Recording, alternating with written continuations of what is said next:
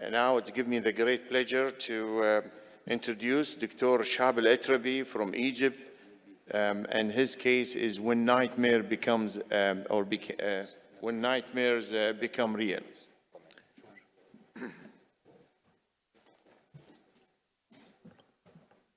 Good afternoon. Thank you to all the panelists and the moderator.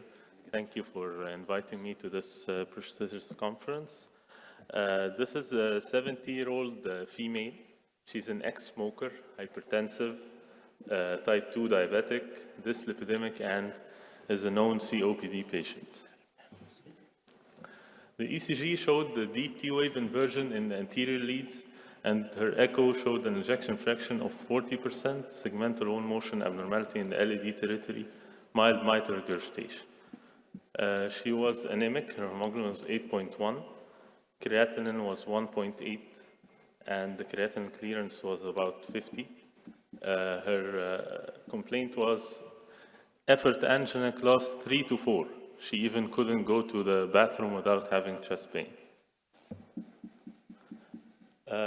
Her coronary angiography showed a multivessel disease, including the distal left main, and was referred to 2 surgeons who refused CABG due to her comorbidities. So this was her coronary angiography, showing disease in the left main, ostial subtotal LED, and a lesion in the circumflex.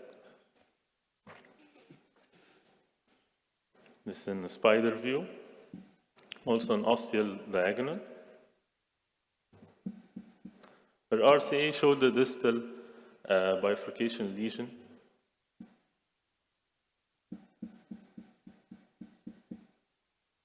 So my strategy was to do the LCX first, sparing the ostium, as the ostium was okay, and then do provisional stenting of left main LED to avoid a lot of contrast and to decrease the complexity in this case. So I wired the circumflex and tried a different view to see it, but that's what happened. It was totally occluded. I tried ballooning with a 2.5 balloon, but again the same, totally occluded. I ballooned the ostium with a 3O balloon, still the same result. So I thought maybe the heparin was the problem. This was the same. So I did thrombus aspiration. I wired the diagonal and did thrombus aspiration of the circumflex, 2 runs. And it opened with a huge thrombus in the circumflex. So I put a stent in the circumflex, sparing again the ostium. This was after the stent. Everything was okay. Patient started to stabilize. And then I took a PA cranial view, and that's what you see. Maybe with the manipulations with the guiding, dissection of the left main and the LED totally occluded, but fortunately I had a wire in the LED, so I put directly a stent at 3.5 by 48, and the LED was saved. Something wrong with the computer.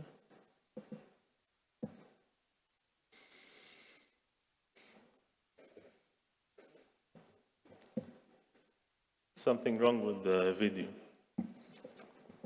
ما يشتغلش. Shehab, go back and try again. Frozen. Okay. Okay. No. Up.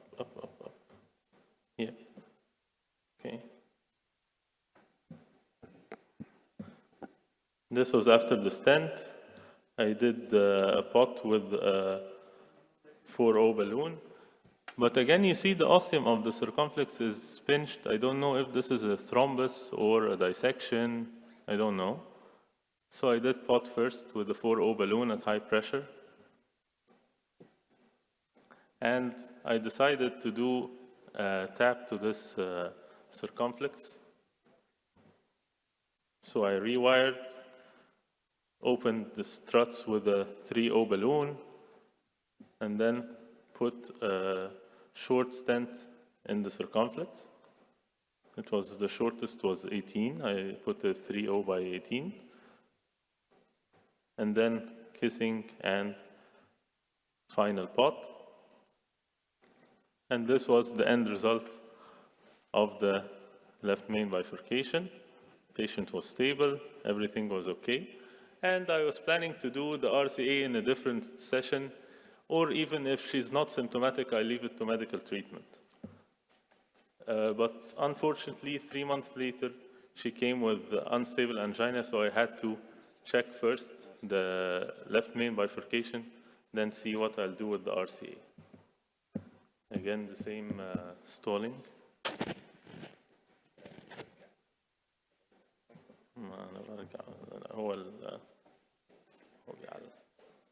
Okay.